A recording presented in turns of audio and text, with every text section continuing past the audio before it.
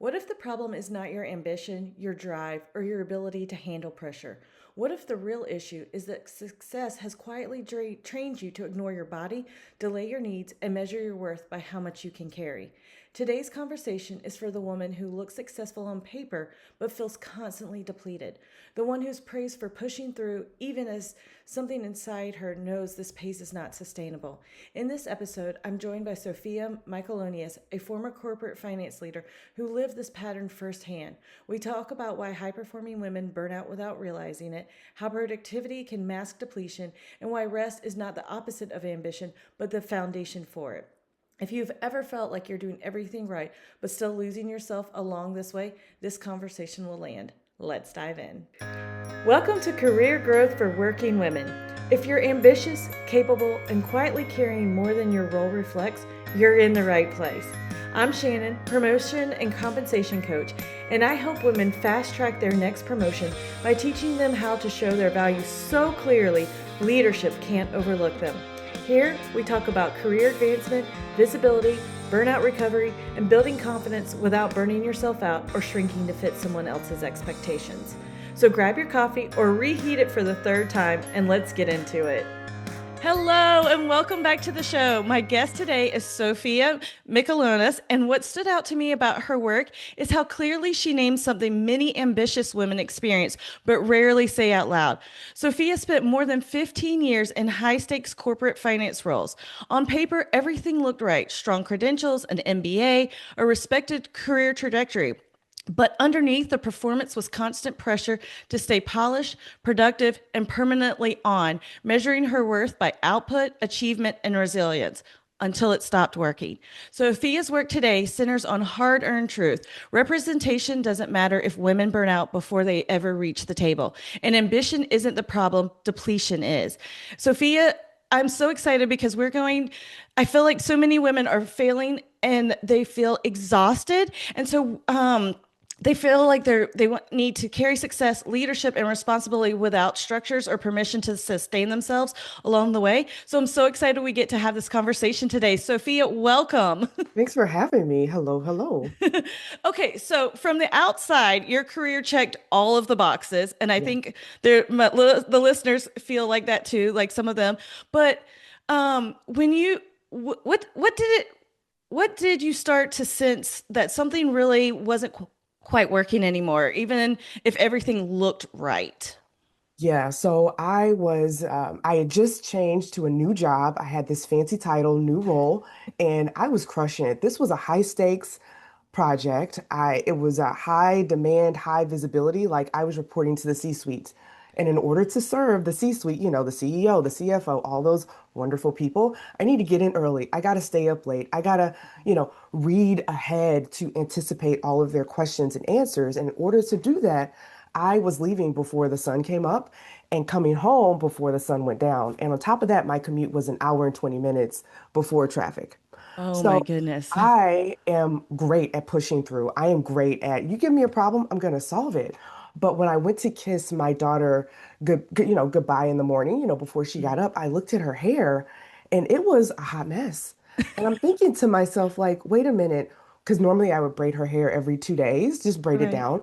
And I'm like, wait, when did I do her hair last? I'm like, 2 weeks ago? How did that happen?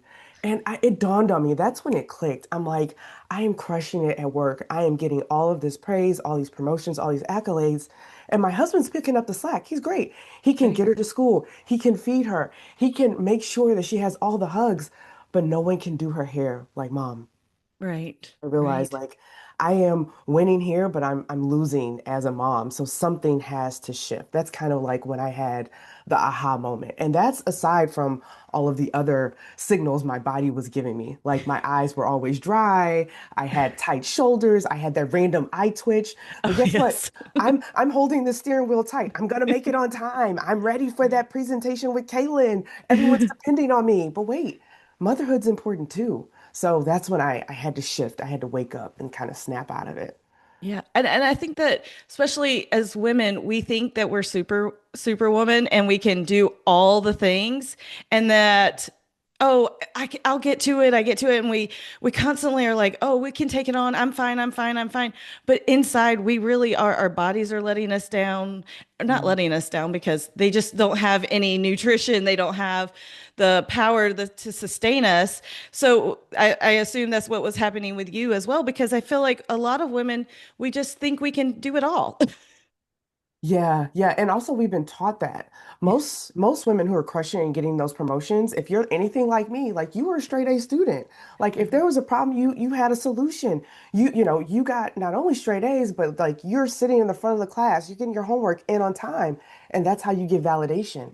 You get Yes. praise from those A's, external validation from those A's, from the teachers saying, "Oh, she's not a problem. She's great," getting recommendations. So we have been just conditioned to do more, to want to do more, because that's how we get, that's how we feel good inside. And we feel valued that way, Yeah, that yeah, and it's we're needed and appreciated for what we did yeah. or And to doing. me, it was easier to sidetrack motherhood, like, oh yeah, I can get to it when I can, because the validation from motherhood, it looks completely different. Right? You get an Mhm. atti- I have a teenager, so you get attitude when you're doing your job right, right? Yes, mine But just turned 13. right? So, But also, when the kid is a baby, sometimes they're crying. You're like, I just fed you. Why are you crying? Or you right. get this poop. Remember the poop like up the back. You're like, no, what is happening? And Yes. all of this is different. Yes. But because we spent 10 years, 5 years, whatever, pre-motherhood, getting validation in one way, Mhm. when we get validation in a different way, it feels so different and it's hard to embrace Yeah. that we have to pivot. We have to encourage ourselves to show up for the season that we're in now and not who we were before. And that's really hard. Yeah. Yeah. And I'm sure a lot of it's that mind shift changes. So, what kind of mind shift changes did you have to make? Ooh, how much time do you have? The first thing that I had to do is I had to realize that pushing through got me here, but pushing through will not help me stay here. Right? Mhm. So pushing through, solving all the problems, waking up early to get all of this work stuff done, and then whatever I have left over, I'll give to my family. That doesn't work. So Right. I had to shift. I had to create different habits. I had to prioritize rest, which sounds crazy. Like, what do you mean? Like, did you prioritize a nap? No, I prioritize filling my cup from the inside Mhm. and specific ways to energize me. We're all not built the same way, so a nap could work for you, Shannon, but it may not work for me, right? Right.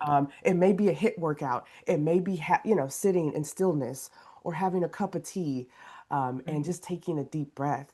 But I think for moms, we have to give ourselves permission to not be responsible for anything. And sometimes you can find that in like a 30-second, just quick break, a quick deep breath. And sometimes you find that in, taking a walk to the mailbox, you know what I mean? Like Yeah. off of your phone. Hmm. But you have to prioritize these little energy bursts to get out of the burnout cycle so that way you can put yourself first. Because often we're leading with that to-do list. And until you put yourself on that to-do list first, Yeah. everything falls apart. And what does that look like? I mean, for me, I try to start my day promising myself I will have a hot lunch today. When will I have the hot lunch? Then I work backwards. Okay, I have back-to-back meetings, so maybe I need to communicate up to my team so that way I have an agenda, so that way we can leave on time, we can get the meeting done on time. But if you're a stay-at-home, maybe that means, hey, when that kid goes down for a nap, or maybe when I'm preparing the snacks before the kids leave, I'm pre-chopping or I'm setting out the food that I plan to eat during lunch. So that way hot lunch is maybe 30 seconds away, quote unquote, with a microwave Right. versus I got to cook something from scratch. I have no clue what that is. But starting with rest first Yes. as a priority, instead of pushing through as like our default. Yes. I think rest is important because we think we don't need it or we don't have time for it. But Yeah. if we don't, then our world could just come crashing down and your body's going to force you to rest. So you'd rather take the rest when Yeah. you know you have the time because actually you're more productive once you've rested and done something for yourself. Yeah, yeah, and that's the thing. It's like we have all been wired to, crush things on the to-do list, get it done, check, check, check. And what I'm asking is for you not to change that part of yourself. but to add rest as something that is prioritized, Yeah. something that you do hustle for, something that you do, um, you know, I would say you fill your plate first with what you need, and then you can get to everyone else. Yeah, I know. For me, I used to have to actually put it in my calendar because I made a promise that if it was on my calendar, I had to do it. Yeah. So even if I scheduled like 5 minutes here, 10 minutes here, I still took that time and honored that but it had to be on my calendar in order for me Mhm. to do it because that was just a promise I had made. But it's something to, so, I mean, now I look back and I'm like, oh, wow, but that's how I had to start, Mhm, you mhm. know? And you know what's funny? I think often we moms, we women, we wait until that big vacation or Christmas or the holidays. Then I'm going to rest. I'm going to sit down. I'm not going to do anything. But that time never comes because more things keep coming at us. And that's why it's important to add something small. Weave something small into your day, into your week that energizes you. And it doesn't have to be anything big. Like I said, like a hot lunch, but maybe it's actually calling your best friend on the phone. You have a weekly Wednesday wind down, right? Yeah, That way you're laughing, you're joking, and then you can fill your cup with laughter before right. you do something for other people.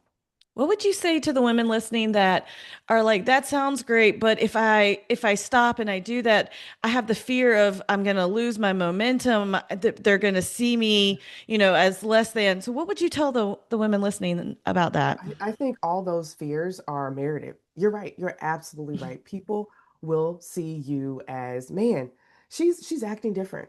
Man, something's different today, right?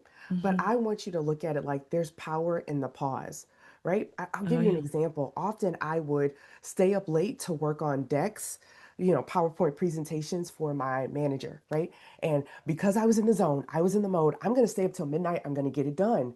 But what happened? I sacrificed my sleep.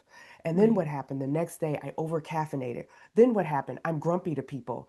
Burnout, all this hustle culture, it is a cycle. And until you break it, like you aren't giving your mind a chance to process what you've seen and giving your mind space to actually recalibrate. So that way you aren't moving from a reactive mode, you're acting from productivity. So if I pause at 7 o'clock and say, you know what?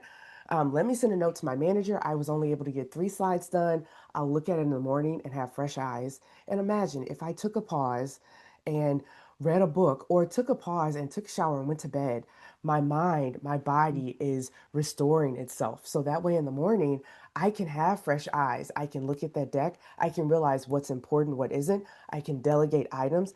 Sometimes things come to us in the shower, right? We're like, oh Yes. yeah, I Some never of best thought of thinking. yeah, I never thought about that. So, yes, it is something that's different and it will feel uncomfortable, but we are rewiring something that we've learned, from itty bitty in order Yeah. for us to live more successfully, more presently in this season. And this season requires different things than what we needed at 22. Yeah, absolutely. And I love that because I think in that you said communicate with your manager or whatever. And Yeah. I think that that's important too of like, hey, I'm tired. I am taking some time for me. And then, but tomorrow I will be back with fresh eyes and I will be able to actually give better. I'm going to be able to give you better version of myself because I took tonight off. Yeah, exactly, exactly. And when you're communicating to your manager, you are being proactive. You're not whining. You're not like, look, I can't do this anymore. So, like, it's like, hey, I know you need this. I was able to complete, you're communicating your status, and then you're saying, hey, I will return to this at X time. And because I will return to it, and you know that you're showing up as your best self. And Right. that's what every manager wants. Your manager doesn't want 5 or 6 revisions. They want it done right the first time. The first And in time. order Yeah. to do that, guess what? You need good nutrition. You need sleep, consistent sleep.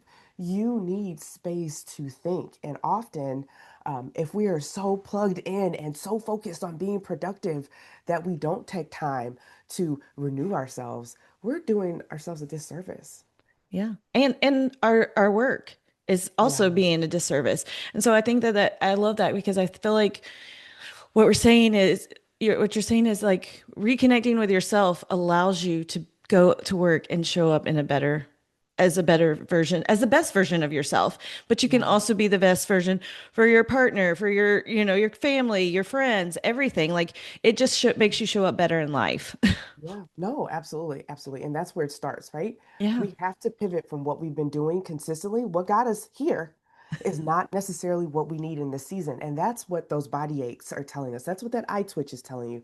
That's what that irritability, like when you say something to your husband, he looks at you and you're like, "Oh, did I snap at you? I was just communicating. I'm sorry you take it that way." Right. No, your Right. body is telling you things, and we are just too busy, too focused on that deliverable, that promotion to notice. So Yeah. slow down. I'm not asking you to quit your job. I'm asking you to take a lunch. Yeah. I'm asking you to not default to that, that granola bar that's at the bottom of your purse because you got to get this done quickly. I'm Right. asking you to take a bio break. I'm asking you to get some stretches in so that way you can restore your momentum. And that's doable. Yeah, it is. I mean, I was there. I've been there too. I overworked and working from 12 a.m. to, you know, staying up all night to work and going in the next day after 2, 3 hours of sleep and working and it's exhausting. And I look back and I'm like, I wasn't even giving my best work then because I was so depleted and Yeah. depleted. And then I wonder why my health was suffering, like, Yeah. oh, wait. And but the funny thing is, let's just play, the other side of the fence, right? Let's just say you continue to crush it, you continue to push through, you continue to get promotion after promotion. Do you think the woman at the end of all of that is rested enough to be present for her family? Do you think that she is rested enough to, show care and have the presence and the patience that your teenager needs? Right. No. So, but the woman who takes little breaks, she can step aside from work and give to her family and pour into her family. So I just want to caution those who are listening who are like, yeah, I'll rest when I'm dead. As soon as this Q1 is over, this Q2 is over, this project is over, I'll get to it. Yeah, you'll get to it, but who is getting to it? Is it the Right. woman who is at her wit's end? Or is it the woman who was able to take a few breaks here and there, who, when her kid comes crying to her, like, hey, they were mean at me at school, you're not telling your kid, buckle up, buttercup, get over it when I was your age? Or do you truly have the space and the capacity to, push your work aside for 10 minutes so you can listen? And you can Right. only listen when you've been able to weave these small rest breaks into your day so that way your energy isn't always in go mode. Right. Right. Well, this has been a great conversation. Where can the listeners connect with you to learn more about you? Yes, so I have a YouTube channel. It's called Gearing Together, and every week I drop just new ways that you can unlearn things, unlearn some of these myths, so you can continue to thrive in corporate or in your work life. And what I also want to say is for listeners who are in a workspace and you like what I'm talking about, I also host workshops for small teams who are looking for ways to re-energize. Often burnout hits us and we don't know what to do with it. And I'm your solution. Call in Sophia. She can help you diagnose it, but in a way that is doable, practical, and with real tips. Awesome. Awesome. Well, as we wrap up, I love leaving my listeners with a small action step or mindset shift that they can make this week. So what would you challenge them with? Ooh, okay. If they're ready for a challenge, I want them to think about something that energizes them, something that lights them up, and I want them to continue. I want you to continue to add it to your week. Add it to your week and then add it to your day if you can. And for me, what lights me up is laughing. Right? I was in a finance role and I'm telling you, like laughter was kind of like forbidden. You know what I mean? Like forbidden. Like we don't need creativity. We need consistency. We need the same reports, you Right. have, the pluses and the minuses have to tie out, period, right? And there Right. was just no creativity. But when I could find small ways to add laughter to my day or coloring during lunch, that lit me up. So I want to encourage you to find some small energy source, something small that lights you up.